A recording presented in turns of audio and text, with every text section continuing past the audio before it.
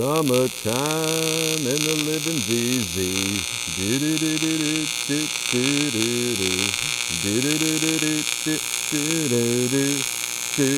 Me and Louie, we're gonna run through the valley and Whoa, when did you get here? I didn't even see you walk in. Well, welcome back to Dr. Reed the Puddle. It's been a few months since I've seen you, since our Blue Demon video. And now, today, we're gonna do something a little different. But before we move on, I wanna thank all of my new subscribers and everybody else that hit that watch button and checked out my videos. Thank you, I sincerely appreciate it. So today, we're gonna do something called spaghetti welding. I've watched thousands, if not tens of thousands of videos on YouTube about welding, and they are awesome, and I've seen some things that I've never done or probably could never do. But I've never seen spaghetti welding, so I'm going to introduce you into a process that I think you'll find pretty cool, and it could serve a purpose at some point in your career or in your hobby if you had to fix something quick without having the proper steel in front of you. But before we go into that, I want to mention something. Right now, welding is a wide open field. I drive by my local manufacturers almost every single day. Help wanted, welders, fabricators, everywhere. CNC operators, machinists, automotive technicians, truck drivers, everywhere. Now is the time to take that plunge. If you've been misplaced, if you're on unemployment and you just got your feet near the edge of that cliff, not sure if you want to jump off and try a new job, do it now. Head down to your local unemployment office, your state unemployment office, get over to your local community college, go right into the financial aid, fill out the forms, and start the process of getting your foot in the door in one of these fields, such as welding, machining, automotive, truck driving, HVAC. There are jobs everywhere, and I'm telling you, these jobs will keep you going the rest of your life. There are so many opportunities. So take that plunge, do it now, because once those jobs are gone, it's going to be harder to get into them. As an old quote that I used to see many years ago in trade magazines, if you give someone a fish, they can feed their family for one day. You teach them to weld, they'll feed their family for life. So let's move on to some spaghetti welding, so hang tight. Okay, spaghetti welding, what is it? Spaghetti welding is a process where, this is going to sound crazy, you turn off your shielding gas. So we don't want any shielding gas at all. You take your MIG welder, and you can use 035, 030 wire.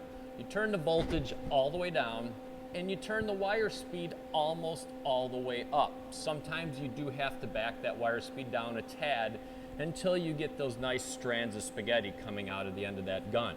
Now, this is something that obviously you wouldn't want to do it in a structural application, but if you had to, in a pinch, patch a hole, you had to bridge a gap or something, it does a pretty decent job at doing that. Now, this is obviously not a pre-qualified process. This is something that my instructor, John Fielko, who was my mentor here at my college, taught me, and I just think it's a neat thing to show you. And I've never seen it anywhere before, so this will be a first. I think maybe a first on YouTube ever. We'll see. So I'm using this ESAB MIGmaster Pro 215. It's a pretty simple machine as far as its electronics go. It doesn't have the bells and whistles that can sometimes screw up this process. Some of the newer inverters are so sensitive at trying to start that arc that it will kind of it will void out that process of that spaghetti welding. So it doesn't work on some of the newer machines, but any older transformer style machine, you should be able to spaghetti weld pretty easily with. So as you can see, I've got the voltage range selector turned all the way down to 1. I have the wire speed almost all the way up to the top, right at about 500 inches per minute. So this is going to be pretty cool to see. So I'm going to get the camera moved and zoomed in, show you what we're going to do, and we'll see how it works. So hang tight. So I've got a couple pieces of 1/4 inch hot rolled clamped down to the weld table. I don't even put a backing strip underneath.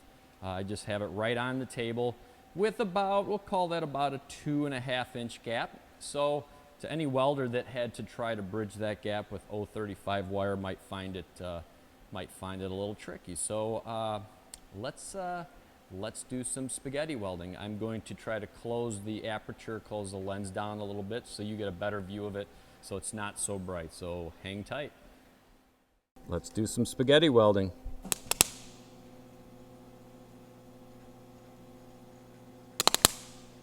The trick is you want to get that arc length just right so it doesn't pop too much.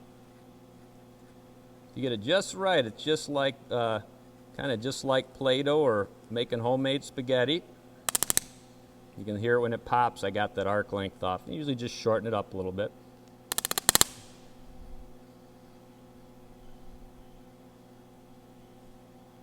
And this is, you know, it goes pretty fast. I'm putting out a lot of wire. I'm right at about 500 inches per minute. As you can see, that's quite a bit.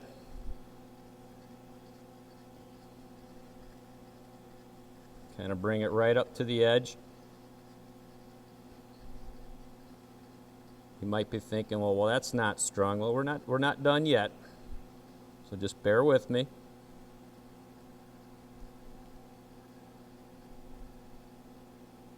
Just back and forth. Now we can think of it, if we can think of this as being out in the field and having something that broke and having a big gap we had to fill.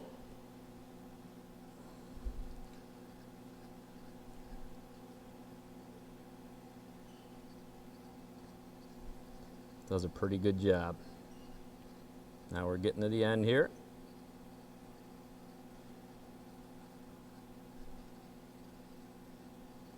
All right. So now we look at that. Let me open up the lens a little bit.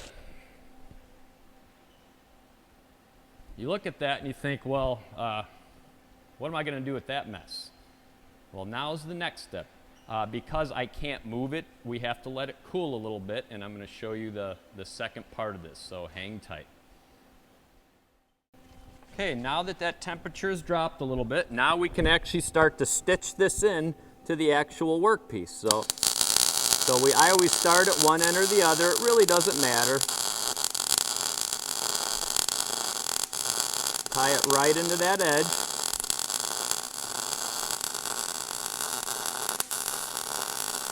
And to control the heat, you'll want to kind of go back and forth.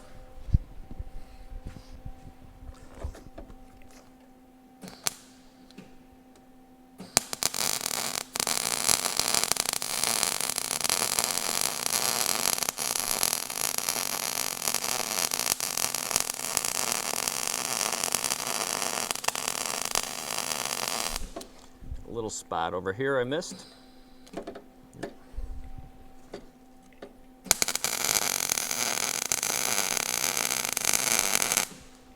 All right, so that allows us now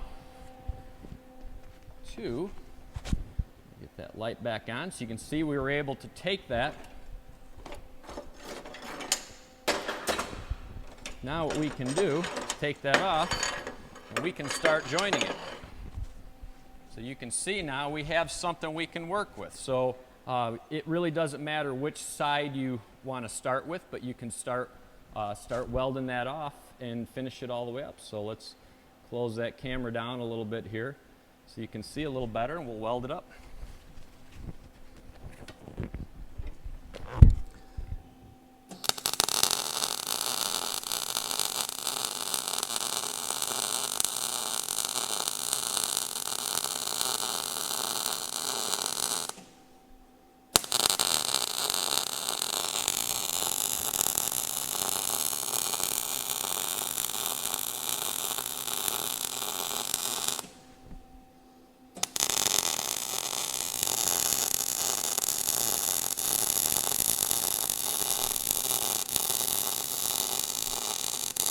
And you notice one side's getting too hot, feel free to flip it around. Let that temperature drop a little bit.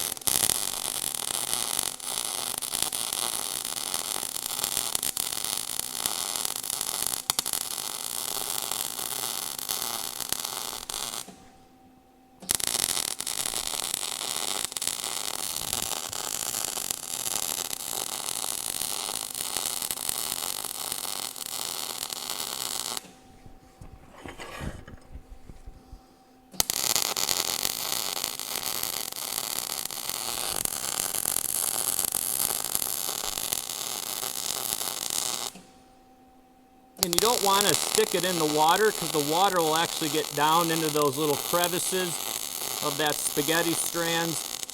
So I kind of just take my time, go back and forth. Just let that orange glow go away.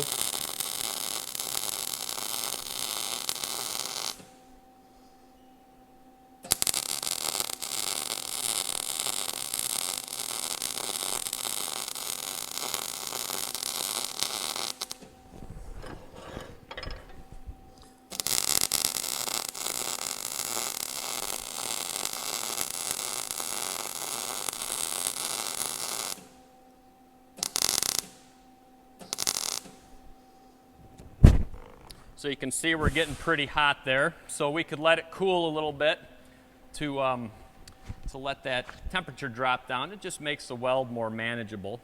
And we'll kind of flip it over, let it cool, and I'll weld some more on the other side. As you can see, it's not going to win any beauty contest. We're not going to be putting it on weld porn to show all of the beautiful ripples. But in a pinch, it did work. We were able to join those pieces together. We were able to get them to where, you know, a grinder could smooth that out a little bit if need be, make it a little prettier.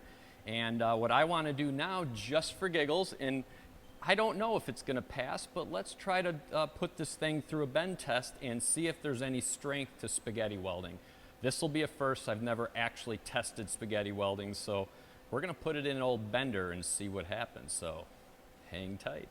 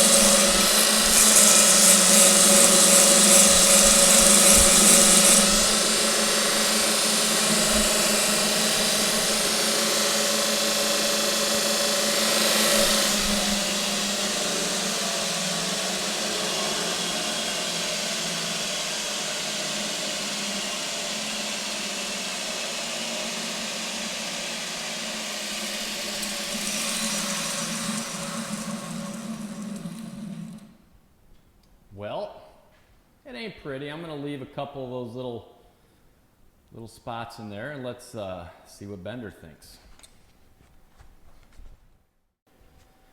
So as you can see, Bender has been nice to our students and sometimes not so nice. So let's zoom in and see what happens to this piece after we put it under 50 tons of pressure.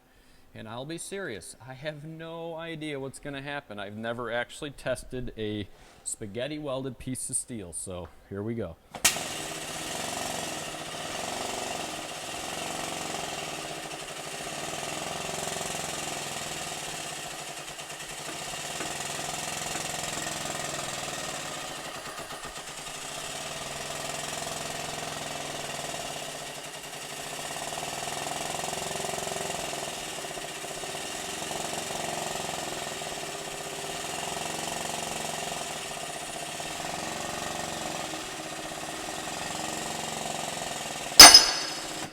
Well, we proved that it's definitely not structural. You can hear that puppy snap there. And I kind of had a feeling that would happen, but it held on for a little while. You can see it held on for a little while there, but not by any means a structural weld. So in a pinch, it would do, but I don't know if I'd do it in any situation where you had to hold thousands of pounds of strength, or it was something that was going to be put under any pressures. But if you had to plug a hole, something that was leaking water or oil or air, and it wasn't a high pressure situation, I think it's a fantastic way, if you don't have that piece of steel, you're out in the field, to make your machine do the work it needs to do. So hope you enjoyed this video. Please hit that subscribe button, and I'll try to make more videos. This is kind of an oddball. I just wanted to try it and let you guys see, and hopefully you learned a little something today. Thanks for watching, and I'll see you soon.